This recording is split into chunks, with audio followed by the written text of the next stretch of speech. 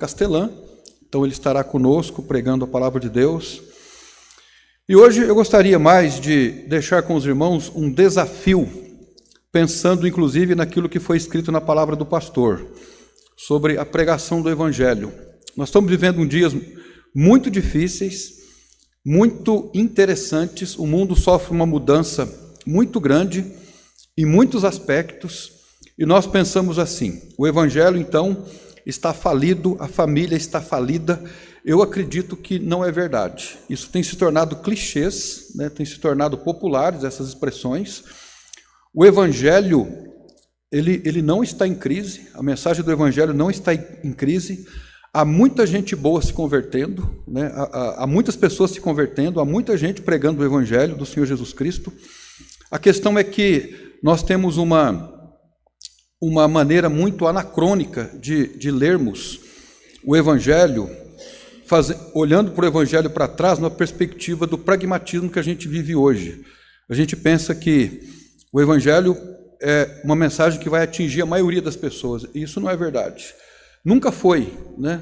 Então o Evangelho nunca atingiu a maioria das pessoas, sempre foi uma mensagem que atingiu uma minoria de pessoas que aceitou o Evangelho de Jesus e viveu por ele. Na medida que o Evangelho foi percorrendo, serpenteando pela história, ele ganhou contornos diferentes.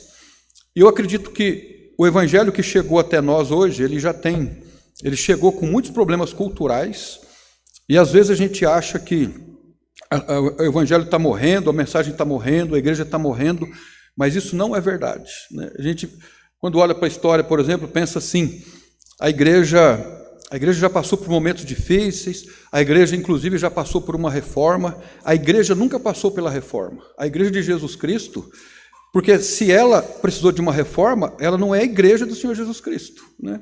Porque a igreja, ela recebeu a promessa de Jesus de que as portas do inferno jamais prevaleceriam contra ela ou sobre ela. Agora, não há dúvida de que nós vivemos um momento interessante, um momento de mudanças muito interessantes, mudanças drásticas, e a gente pensa assim: não compensa mais pregar o Evangelho, anunciar as boas novas hoje, está difícil, as pessoas estão com o coração endurecido. Isso é verdade, mas não é uma verdade absoluta, é uma verdade relativa. Há muitas pessoas, inclusive, querendo o Evangelho, há muitas pessoas percebendo que não há outra mensagem que possa dar a elas o sentido de vida, que possa preenchê-las, a não ser o Evangelho de Jesus Cristo. Então, eu acredito que nós estamos vivendo hoje um momento interessante também para pregarmos o Evangelho, para não esmorecermos, mas para irmos adiante. Agora, não há dúvida de que existem mensagens que são rotuladas, né, como evangélicas, mas nada tem de evangélico.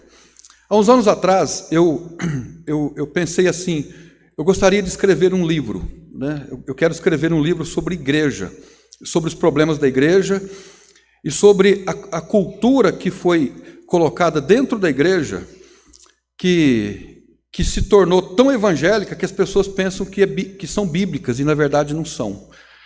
E aí eu pensei assim: eu vou escrever um livro um dia, mas nem comecei, né? Porque eu também não tenho capacidade para escrever um livro, mas se eu pudesse escrever, eu escreveria sobre isso. Essa semana eu vi uma propaganda de um cristão, eu não sei se ele é pastor, mas ele é uma pessoa muito bem preparada. Ele escreveu um livro exatamente sobre isso. Ele escreveu um livro sobre a pós-verdade, né? O título do livro eu acho que é esse. E ele falou assim: a igreja brasileira, não somente brasileira, mas a igreja ocidental, os evangélicos, eles estão achando que estão vivendo a Bíblia, mas não estão vivendo a Bíblia. São culturas, são coisas culturais que tomaram conta, pensamentos humanistas que tomaram conta, iluministas, né, que tomaram conta da igreja, e as pessoas estão dizendo: isso está na palavra, mas não está na palavra aquilo, né? Então, nós precisamos estar atentos a respeito disso, porque o que Deus espera de nós é que nós preguemos somente o Evangelho, mais nada, somente o Evangelho, mais nada. O Evangelho é o que as pessoas precisam ouvir, é o que elas necessitam ouvir, porque é o Evangelho de Jesus Cristo, manchado com sangue, o Evangelho de cruz, é este Evangelho que transforma, que dá sentido à vida, que dá às pessoas esperança. O que as pessoas mais precisam é esperança, esperança, e ponto final e mais nada. Então, irmãos, eu acredito que tem um pregador famoso na Inglaterra, o Lloyd Jones, né, Dr. Lloyd Jones. Ele disse num livro dele, é um livro que ele escreveu fazendo comentário do livro de Atos, ele escreveu uma coisa muito interessante, dizendo que a igreja é a única instituição no mundo que tem a mensagem que tem. Não há mais ninguém que pregue essa mensagem. A igreja é única. Então, nós temos o privilégio de sermos os portadores, ou cada um de nós, o portador de uma mensagem única, a mensagem do Evangelho, e nós precisamos estar atentos a ela. Hoje, então, eu quero fazer uma reflexão com os irmãos, em dias que antecedem o aniversário da nossa igreja, sobre 4 aspectos da mensagem de Jesus, ou melhor dizendo, da grande comissão do Senhor Jesus Cristo. O ID de Jesus, a grande comissão de Jesus, abarca toda a igreja local. Houve uma discussão teológica há uns anos atrás para tentar definir os termos, né? Deus tem uma missão para a igreja ou Deus tem uma igreja para a missão? Imagina as pessoas discutirem isso. A questão é que Deus tem uma missão para a igreja e Deus tem uma igreja para a missão. Então, Deus tem uma missão para essa igreja e Deus tem esta igreja para cumprir a sua missão. Então, nós temos a tarefa de cumprirmos a grande comissão do Senhor Jesus Cristo. Todos nós precisamos, de alguma forma, colocar a mão na obra para que as pessoas, então, sejam alcançadas pelo Evangelho do Senhor Jesus Cristo. Nós, naturalmente falando, nós procuramos de todas as formas escapulirmos. A palavra escapulir é uma palavra que não é muito usada por nós, mas é uma palavra bem mineira, né? O mineiro gosta de falar isso. Fulano de tal escapuliu, ou está escapulindo. Agora aqui hoje a gente fala mais assim, está dando um migué, né? É mais isso. Agora, a questão é que nenhum de nós pode esquivar-se da responsabilidade de anunciar o Evangelho do Senhor Jesus Cristo. E nós precisamos, de alguma forma, batizar, cumprir a grande comissão, nós precisamos testemunhar. Dias atrás nós falamos aqui na igreja sobre a grande comissão de Jesus, no sentido de que nem todas as pessoas conseguem discipular, nem todos conseguem discipular, a menos que queiram, se dedicam para isso. Na verdade, todos podem, mas nem todos às vezes conseguem discipular, mas todos podem testemunhar. Nem todos podem pregar, né? Porque às vezes para pregar o Evangelho é necessário aprender algumas técnicas, é necessário estudar um pouquinho mais para entender, interpretar e aplicar a palavra. Porém, todos podem testemunhar, de maneira que seja evangelizar, seja testemunhar, seja discipular, seja testemunhar, todos nós podemos nos envolver na grande comissão do Senhor Jesus Cristo. Quando nós lemos o movimento das igrejas do Novo Testamento, a maneira como o Evangelho se expandiu, nós nos perguntamos assim algumas vezes: por que hoje não existem igrejas semelhantes à igreja de Atos, né? Muitas pessoas se convertendo, a maneira como aquelas pessoas viviam. Eu já me fiz essa pergunta várias vezes. Se tudo der certo, no final eu consigo sugerir uma resposta para essa pergunta. Por que nós não somos hoje como a igreja primitiva? Bom, gostaria então de pensar com os irmãos hoje sobre 4 aspectos da grande comissão de Jesus, do ID do Senhor Jesus Cristo. Então não é um sermão expositivo, são pensamentos, é um desafio que eu gostaria de deixar para os irmãos quanto à nossa tarefa, à nossa responsabilidade de evangelização. O primeiro aspecto do ID de Jesus encontra-se em João capítulo 20, verso 21. Naquele texto nós lemos assim: e disse-lhes, pois, Jesus outra vez: paz seja convosco, assim como o Pai me enviou, também eu vos envio a vós. Então veja essa expressão, também eu vos envio a vós. Então o primeiro aspecto da ordem de Jesus, da grande comissão de Jesus, do ID de Jesus, está nessa expressão, eu vos envio.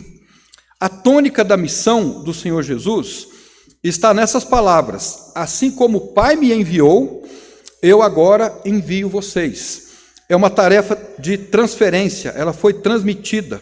Então, parte da grande comissão de Jesus, para que ela seja cumprida, ela precisa ser entendida dessa forma. O Pai enviou o Filho veio, cumpriu a tarefa, o Filho, depois de cumprir a sua tarefa, ele preparou pessoas para levarem adiante a sua tarefa, para cumprirem a missão do Senhor Jesus Cristo.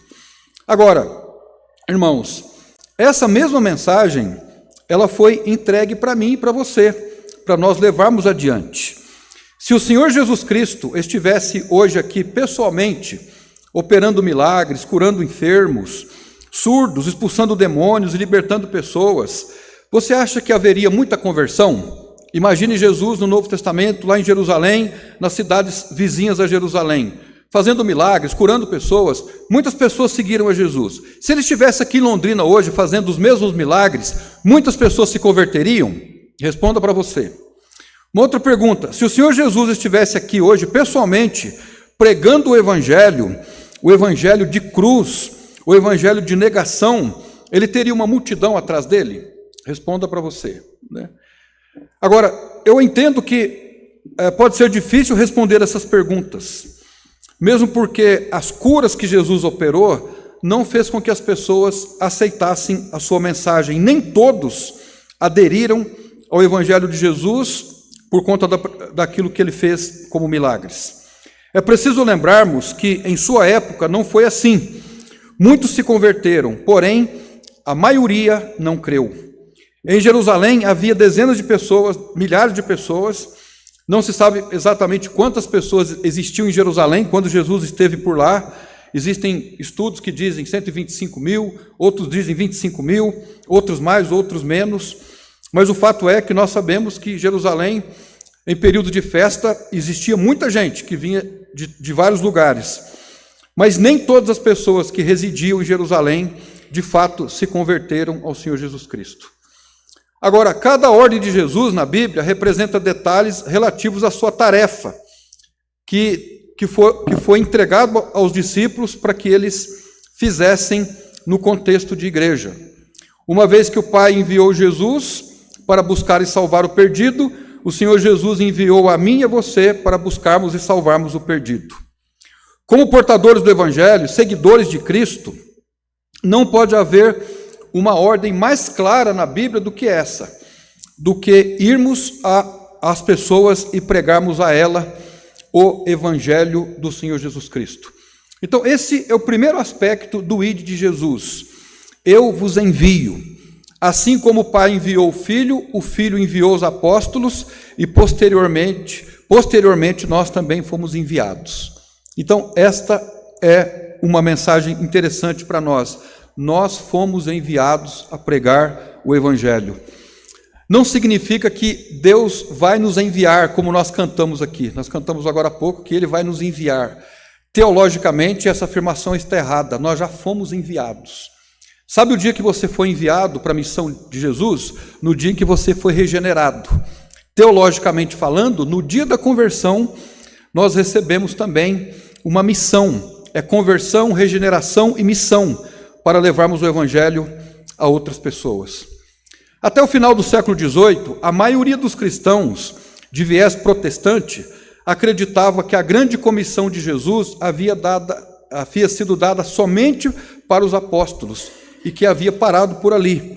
Mas esse não era um pensamento unânime, mas uma parte dos protestantes acreditavam assim, e por isso eles não pregaram o Evangelho por muitos anos. Mas mais tarde houve compreensão a respeito disso, tanto que hoje existem igrejas protestantes que são afeitas e afoitas na pregação do Evangelho do Senhor Jesus Cristo.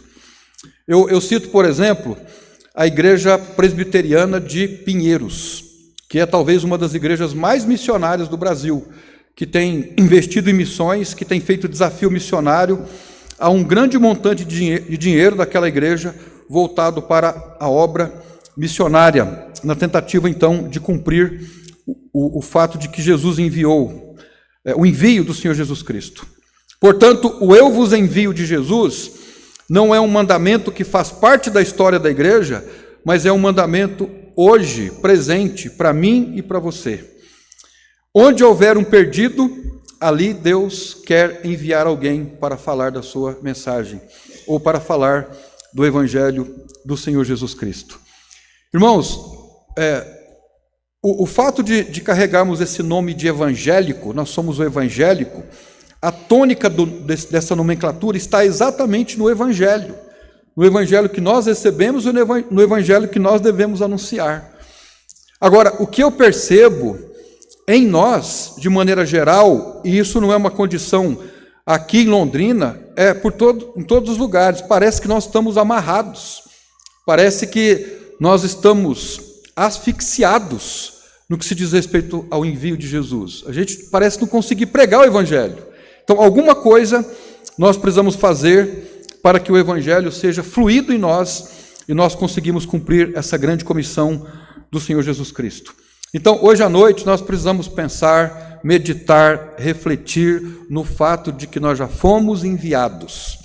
Lá no texto de Mateus 28, quando ele fala, ide por todo mundo, aquele ide, essa palavra ide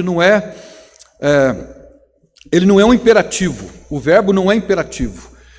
O imperativo está no discipular e no batizar, e não no ide. A palavra lá é indo. Então veja, no dia que nós nos convertemos, nós já fomos colocados em missão, nós já estamos indo. Agora, estando indo, o que é que nós estamos fazendo?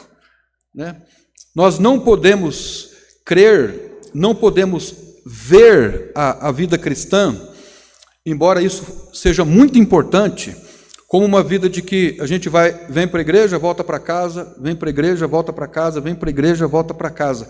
Isso é ótimo, isso faz parte da vida cristã, mas não se reduz a isso. Nós precisamos entender que fomos enviados. E esses dias atrás nós apresentamos uma estatística sobre o número de pessoas que se convertem.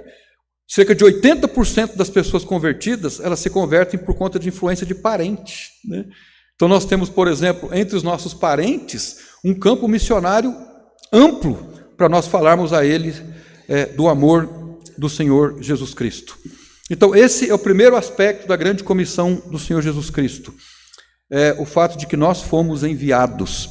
Então, meus irmãos queridos, minhas irmãs queridas, todos nós fomos enviados, nós já estamos em missão. A questão é, o que é que nós estamos fazendo nesse caminho? Nós precisamos, de alguma forma, orar para que Deus nos fortaleça, para que esse evangelho possa nos penetrar um pouco mais. Eu não sei, mas nós precisamos entender esse envio e começarmos a cumprir essa comissão. O segundo aspecto da grande comissão de Jesus está exatamente no fazer discípulo de todas as nações. Em Mateus capítulo 28, versículo 18 ao 20. E chegando-se Jesus, falou-lhes dizendo, é-me dado todo o poder no céu e na terra, portanto, ide e fazei discípulos de todas as nações, batizando-os em nome do Pai, do Filho e do Espírito Santo, ensinando-os a guardar todas as coisas que eu vos tenho mandado, e eis que estou convosco todos os dias até a consumação dos séculos. Esses dias eu ouvi os irmãos comentando aí, já assistiu o filme A Forja? Já assistiram A Forja? Já assistiu, Carlos? Já assistiu? Aí, nós cristãos, conservadores, fundamentalistas, seja lá mais o quê, toda vez que aparece um filme lá no mundo, lá fora a gente pensa assim, mas será que a gente está sempre com o pé atrás, Será que é uma coisa boa, será que não é uma coisa boa? Mas aí eu ouvi uma pessoa comentando, falei, bom, deve ser bom o filme. Aí nós fomos assistir, e eu chorei o filme inteiro. Eu não sou chorão, sou? Vocês acham que eu sou chorão? Eu chorei o filme inteiro. Agora, eu fiquei pensando, eu saí de lá com dor de cabeça, tão impactado que eu fiquei com o filme. Agora, é um filme, eu não posso dizer que é um filme secular, porque eu li a história do filme, quem que promoveu, é um pastor batista, que investiu para que o filme fosse feito. O filme nada mais é do que o discipulado. Se você prestar atenção, a forja, não vou falar o filme, mas é exatamente isso. E é o que nós não estamos fazendo. Nós imaginamos que a igreja precisa ter um programa de discipulado, embora também não seja errado uma igreja desenvolver um programa de discipulado para que nós saiamos e discipulemos as pessoas. Mas é uma coisa simples. Basta compartilharmos com as pessoas, com alguém que queira ouvir aquilo que nós já sabemos, como viver a vida cristã, como desenvolver uma vida de oração, como se relacionar com as pessoas, como ser um bom filho, como ser um bom marido, como ser um bom pai. Isso é discipulado. Discipulado não é a mesma coisa que doutrinamento ou doutrinação, conforme nós falamos hoje de manhã. Não é discutir teologia. Aliás, é aconselhável no discipulado que não se discuta sobre isso. O pastor Fridolin, que tem feito um trabalho muito bom lá em Campo Grande, uma das regras que eles adotam para abordagem com o discipulado de pessoa a pessoa é não discutir teologia, não é discutir nada, mas é falar da vida, das dificuldades, orar por isso. Então, irmãos, isso é uma igreja com a qual eu e você devemos sonhar, né? Sermos uma igreja discipuladora, em que irmãs mais velhas ensinem as mais novas, como a Bíblia ensina que as irmãs mais novas precisam aprender com as mais velhas, e em que nós, homens maduros, nos reunamos com os mais novos e ensinemos a eles como viver a vida cristã. Isso é o discipulado. E temos que começar o discipulado dentro de casa, né? Com os nossos filhos, porque a igreja não faz esse trabalho, é um trabalho familiar. Nós ensinamos os nossos filhos o caminho de Deus, e Deus nos dando oportunidade, podemos ensinar outras pessoas sobre o caminho de Deus, mas nós não podemos falhar nisso. Então, a questão de todas as nações, conforme o texto nos ensina na grande comissão, ele foi dito 2 semanas depois que Jesus disse lá em João capítulo 20, verso 21, que ele estava enviando os seus discípulos. 2 semanas depois, ele dá a eles a grande comissão. Quando Jesus proferiu João 20, 21, dizendo que ele estava enviando os discípulos, naquele período de 2 semanas, Jesus foi traído, foi morto e ressuscitou.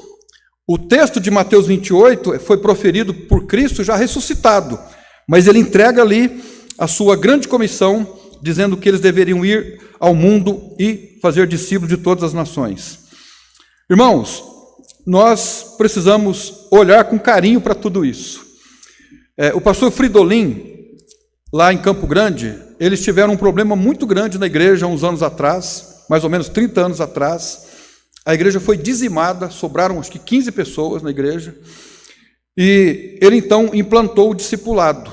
Ele mudou o jeito de trabalhar da igreja, dando uma grande ênfase no discipulado.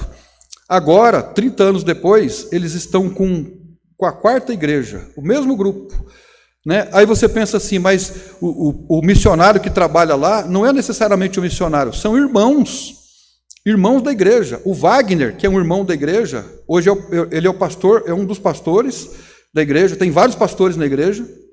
Ele começou um trabalho de estudo bíblico na sua casa, convidando vizinhos, e as pessoas começaram a chegar, sedentas por ouvir o evangelho do Senhor Jesus Cristo, e ali começou uma congregação.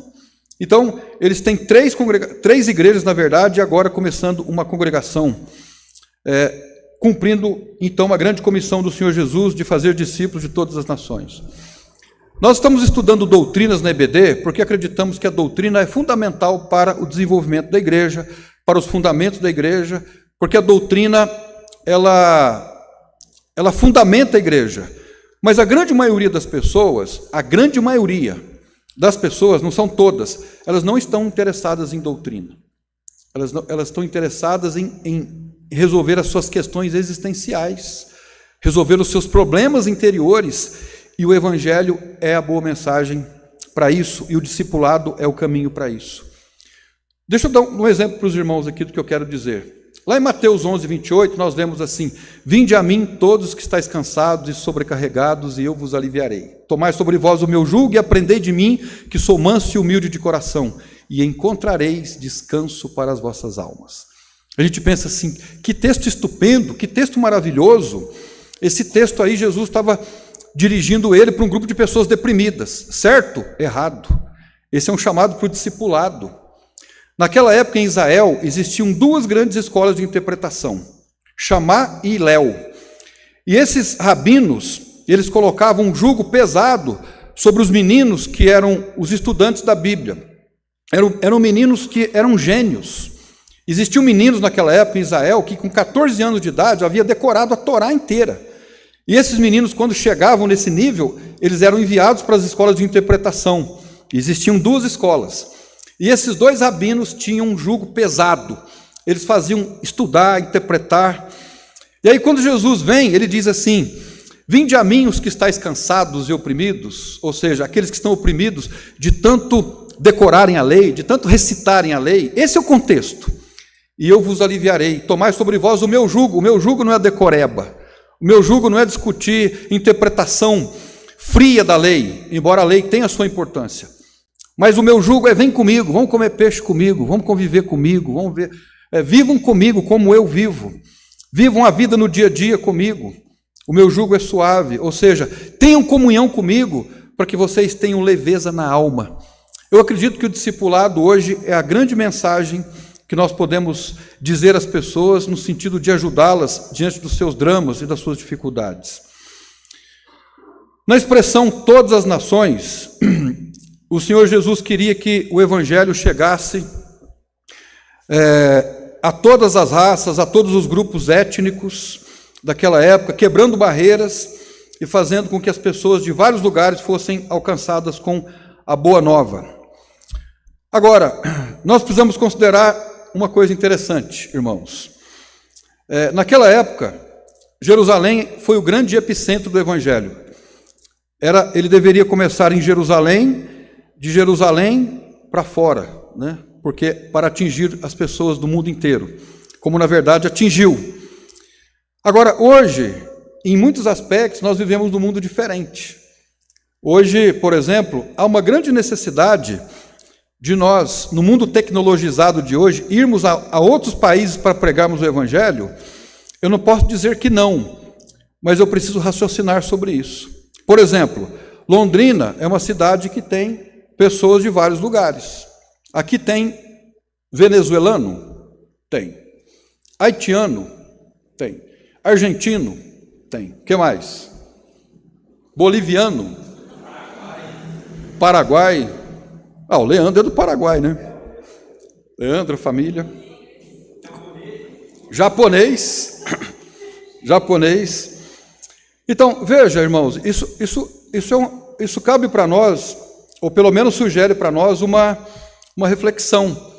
Sem a grande necessidade de irmos às nações estão aqui entre nós. Pensa, por exemplo, no trabalho brilhante que o pastor Raul tem feito lá no Amazonas. Se nós quisermos pregar o evangelho, e o pastor Raul estará quarta-feira aqui com a gente, se nós quisermos pregar o evangelho lá na tribo que o pastor tem entrado, lá no Amazonas, a gente consegue? Não consegue.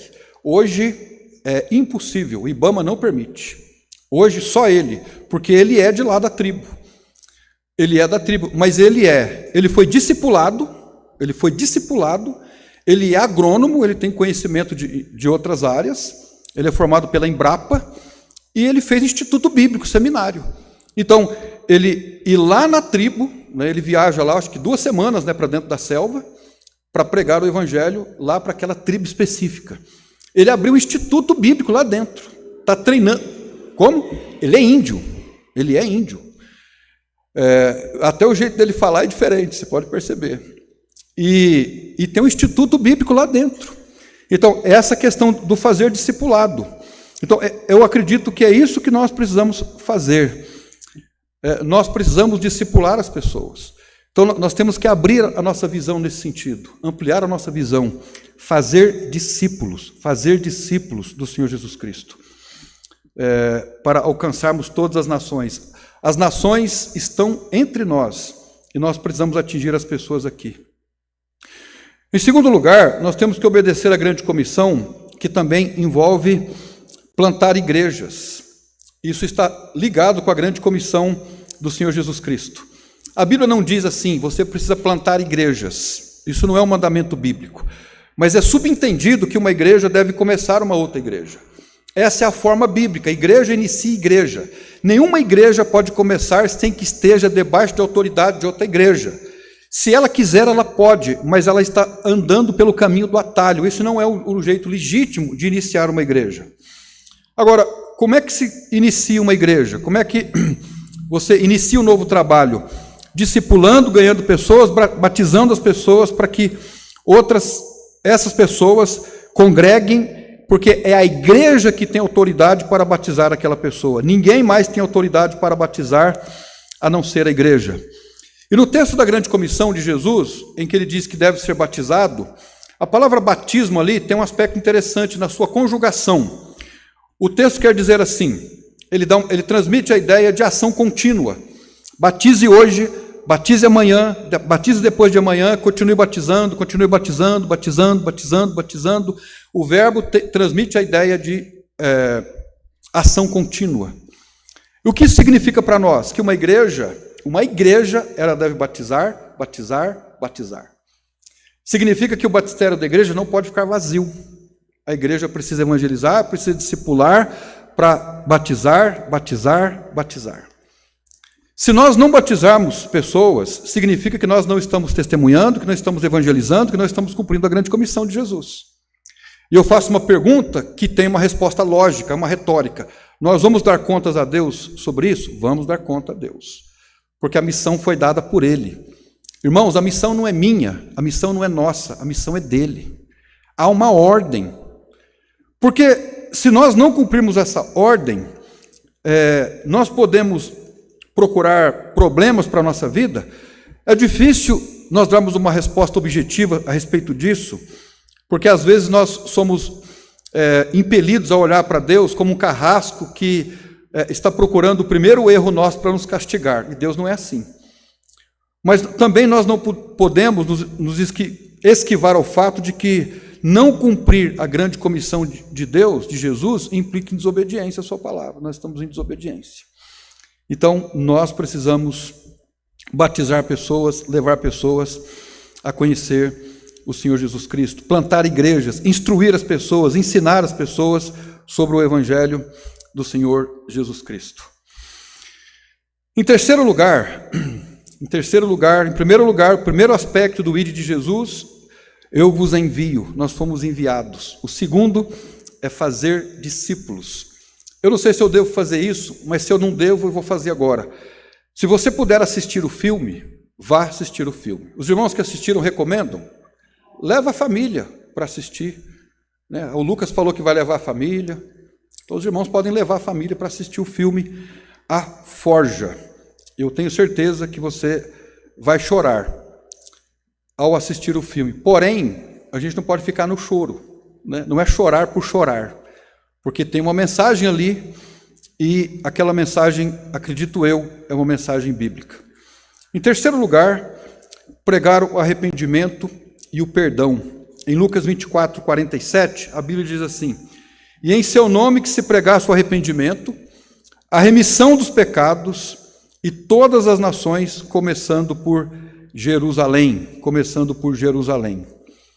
Pouco antes da sua ascensão, o Senhor Jesus lembrou os seus discípulos a respeito da tarefa que lhes cabia. Esta terceira ordem está muito mais relacionada com o conteúdo e a localização da sua proclamação. Os perdidos só podem ser salvos pela pregação do arrependimento, quando os seus pecados são perdoados. No entanto, esta ordem de Jesus continha uma instrução muito importante, que os discípulos deveriam esperar para receber, então, o poder do Espírito Santo para fazerem isso. Então, isso traz para nós um ensinamento muito interessante. Qual é a mensagem que nós temos que entregar? A mensagem de arrependimento, de perdão. As pessoas precisam ser incomodadas com o Evangelho, colocando a palavra em negrito, sublinhado, em itálico, as pessoas precisam ser ofendidas com a mensagem do Evangelho. Porque se não houver uma ofensa, a pessoa não vai se arrepender. Agora, nós não precisamos ofender as pessoas, porque o Evangelho ofende por si. Mas pregar o Evangelho para que a pessoa seja constrangida, para que ela se sinta num beco sem saída. Essa é a proposta do Evangelho. Deixar a pessoa numa situação embaraçosa de tal maneira que ela possa entregar-se ao Senhor Jesus Cristo. O ensino e a pregação do Evangelho se tornam objetos de crítica quando o seu conteúdo não é a mensagem da cruz. Então, e aqui talvez seja um dos problemas do Evangelho hoje, né? Se você tirar a cruz e o sangue de Jesus do Evangelho, você decepou o Evangelho, né? Decepou o Evangelho. Então, não se tira o sangue do Senhor Jesus Cristo. Jesus Cristo morreu substitutivamente pelo meu pecado, para me dar a vida eterna. Mas também não se tira a cruz. Qual é a diferença de um e outro? A diferença é que o sangue lida com os pecados. Todos os nossos pecados foram perdoados. Todos os nossos pecados foram perdoados. Quais? Os do passado, os do presente e os do futuro.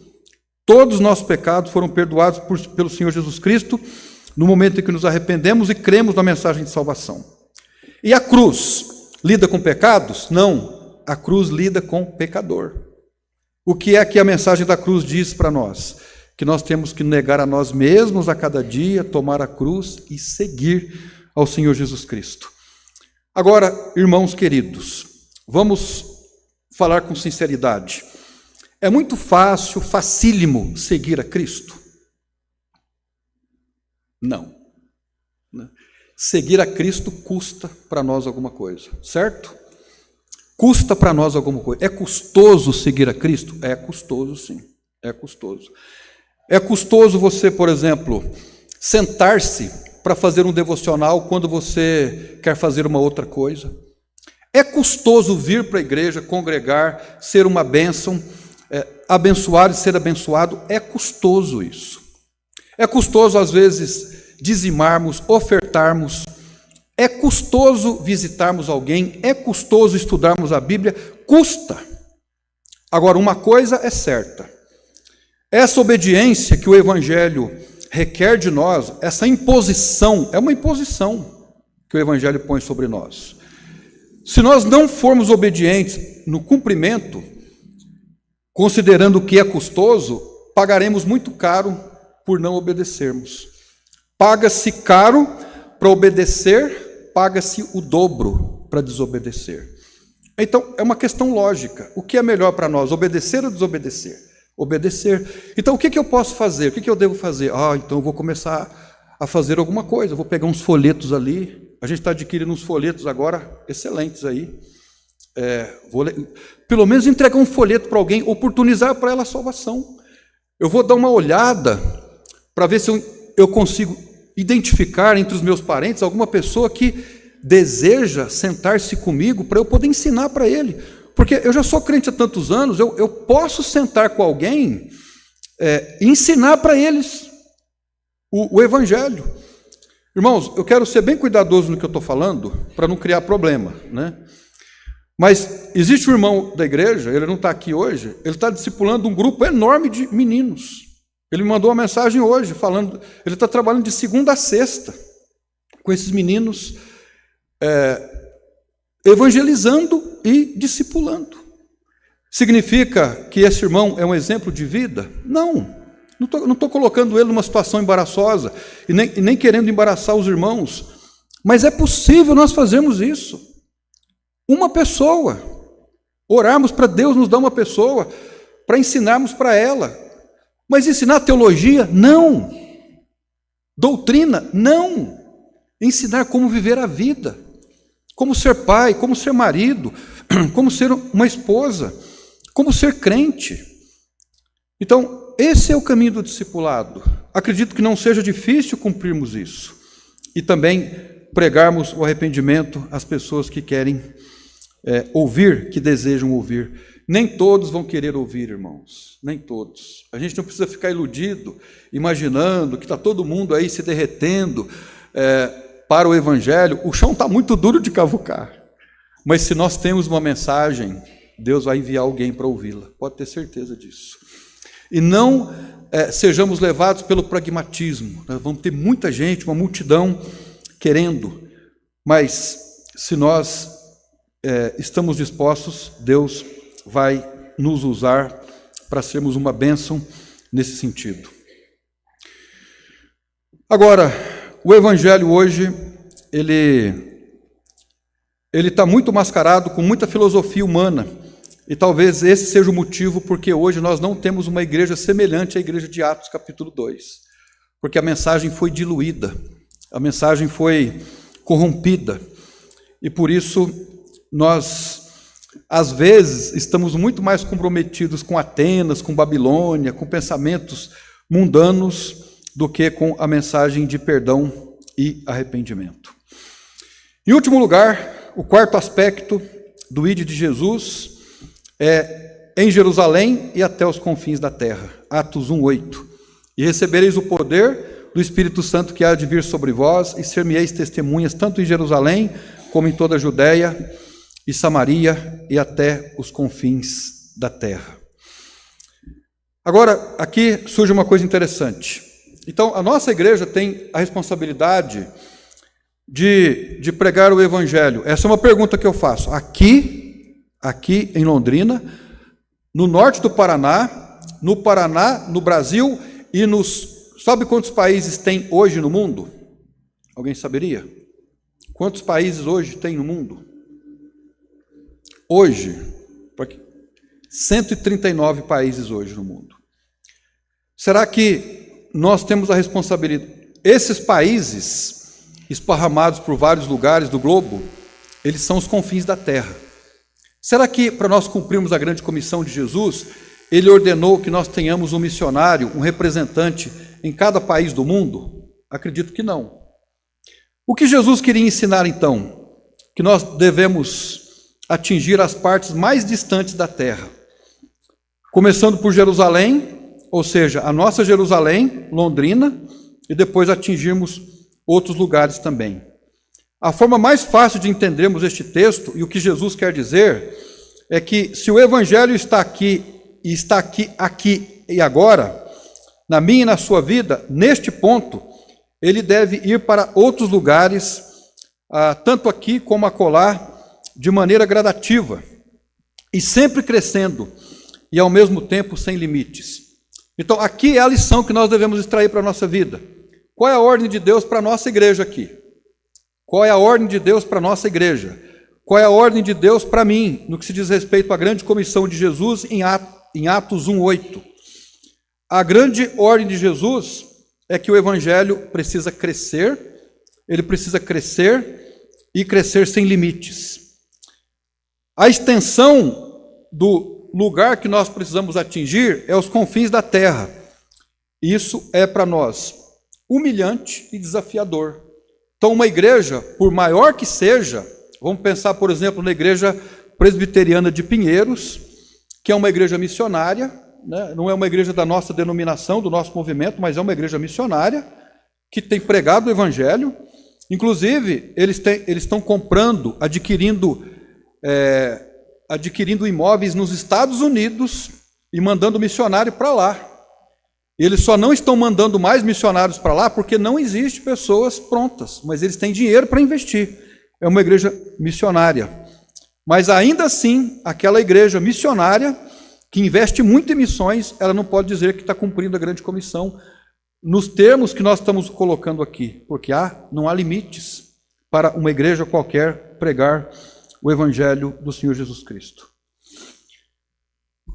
Irmãos, talvez você já tenha ido no supermercado e tenha notado que o número enorme de pessoas idosas nos caixas trabalhando. Já notaram isso? Agora, isso é só aqui em Londrina? Não. Alguém sabe o motivo? Alguém sabe o motivo? Existem alguns motivos. Primeiro, uma parcela dos jovens não querem trabalhar. Esse é um dos motivos. O outro motivo, nós somos uma geração, vou usar um termo que talvez seja chulo, nós somos uma geração velha. Os jovens estão sendo dizimados.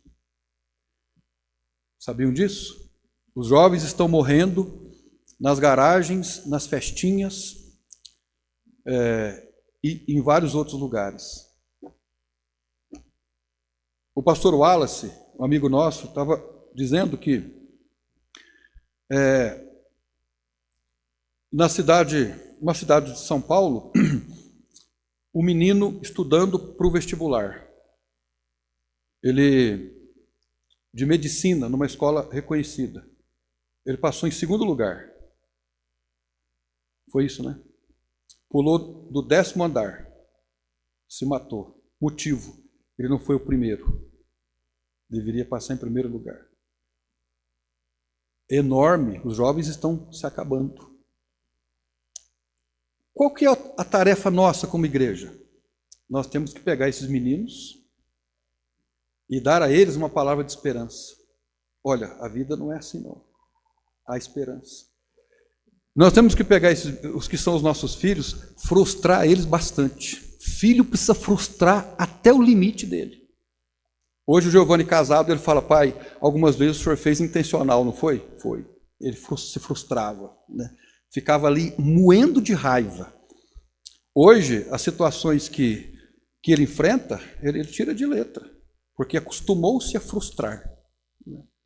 Frustração, na medida certa, é o que a nossa geração precisa para desenvolver e crescer. Mas isso aprende lá no discipulado, no dia a dia. Agora, a questão é, o que será das gerações futuras? Quem é que vai levar o evangelho lá para frente? Então, nós temos que pegar aí o Miguel, né? Tá recebendo instrução, né? As irmãs estão aí discipulando as suas meninas. Nós temos que pegar firme, irmãos, porque o diabo não está brincando com a geração, não, com a molecada, não. E nós temos, então, que pensar na nossa geração adiante, o que virá lá na frente. Então, 4 aspectos da grande comissão de Jesus. Nós somos enviados, nós já fomos enviados, e o que é que nós estamos fazendo? Essa tarefa não é minha, ela não é sua, ela não é da igreja, ela é de Deus à igreja. Segundo, devemos fazer discípulos. Nós devemos olhar nessa direção. Gostaria de convidar os irmãos todos a desenvolverem esse olhar, um olhar discipulador. Começarmos a fazer discípulos. As irmãs mais velhas ensinarem as mais novas como viver a vida cristã, como lidar com o marido, como lidar com filhos. Devemos pregar o perdão e o arrependimento. Não há outra mensagem. Não há outra mensagem. Perdão e arrependimento. Uma pessoa que reconhece que é pecadora, ela reconhece que é pecadora e convive com Deus buscando solução para os seus problemas, ela vai encontrar nele o alívio de que ela precisa. Uma questão cultural que eu estava falando agora há pouco, que já foi refutado e a gente continua repetindo, é o conceito, por exemplo, de doença mental. A gente fala, existem pessoas com doença mental. Esse conceito foi quebrado, foi refutado até na academia hoje. Não existe problemas mentais. O que existe são pessoas com problemas existenciais, com problemas emocionais, por conta da falta de Deus nas suas vidas. E por isso estão sofrendo. Nós devemos pregar o Evangelho sem limites, obedecendo o ídolo do Senhor Jesus Cristo. Agora, que lições nós podemos tirar de tudo isso? Que lições? Temos que nos preparar para dizer aos perdidos a razão da nossa esperança. Irmãos, nós temos uma esperança. Amém? Nós temos uma mensagem para entregar. Nós devemos, com todas as forças, contribuir para isso, para que o Evangelho tenha livre curso às pessoas. Nós devemos também orar para que o Senhor mande trabalhadores para a sua seara. Aqui não está falando de missionários, está falando de trabalhadores para a sua seara. Nós devemos, sobretudo, nos envolver com o discipulado do Senhor Jesus Cristo. E por último, tudo que nós fizermos na igreja local, aqui no extremo, na ponta de cá, no serviço de uma igreja local, repercute lá no campo missionário. Tudo. Um papel que eu pego no chão e jogo na lixeira, de alguma forma contribui para o Evangelho lá na frente. Um telefonema que eu dou para o irmão com o propósito de estimular, de encorajar, de consolar, repercute lá na ponta. Qualquer envolvimento. Então, nós precisamos congregar, nos envolver, para que nos fortaleçamos, para que nos ajudemos, para que a obra missionária lá na ponta vá rompendo, alcançando pessoas. A gente pode ajudar nas contribuições financeiras, nós podemos ajudar o pastor Edilson, que provavelmente virá para a região trabalhar, né? Não com a gente, mas nós podemos ser mútuos neste trabalho, contribuindo para o surgimento de uma outra igreja. Então, qualquer tarefa que nós, às vezes, pelo simples fato de virmos à igreja, de sermos firmes na igreja, nos cultos, sustentando os cultos, isso com absoluta certeza repercute lá na obra missionária, porque anima, encoraja, sustenta a obra do Senhor. Tudo que nós fazemos para a glória de Deus, nessa ponta, repercute lá na outra, no campo missionário. Amém? Então, irmãos, que nós tenhamos esse olhar para esses aspectos do trabalho de Deus, porque isso não foi uma coisa que a igreja mandou, né? A igreja foi mandada a fazer. Nós estamos debaixo dessa ordem e temos que nos engajar cada vez mais com o trabalho do Senhor. Vamos orar então, para que nós entreguemos os avisos. Hoje à noite, os irmãos que estão assistindo, nós vamos orar, depois nos despedimos dos irmãos. Senhor nosso Deus e nosso Pai, somos muito gratos pela oportunidade de hoje à noite sermos lembrados daquilo que nós já sabemos. Nós já fomos enviados a cumprirmos a grande comissão do Senhor Jesus Cristo. Sabemos das implicações, da dureza que é cumprirmos, mas eu peço ao Senhor que sejamos desafiados, como já fomos, encorajados, mas que o Senhor nos dê forças para isso, para cumprirmos essa grande comissão do Senhor Jesus Cristo. Como nós ouvimos dos irmãos hoje, que o Senhor tem nos sustentado, tem nos mantido em pé, nós oramos para que o Senhor continue nos mantendo e não nos tire a oportunidade de servir ao Senhor. Pedimos essa graça de continuarmos, apesar de nós mesmos, apesar da nossa finitude, da nossa incapacidade, procurarmos fazer aquilo que é agradável aos teus olhos. Nós te louvamos, nós te bendizemos e oramos agora no nome do Senhor Jesus Cristo. Amém. Irmãos, vamos entregar os avisos então. Gostaria de dizer para os irmãos que na sexta-feira o pastor Paulo estará aqui, no sábado ele estará aqui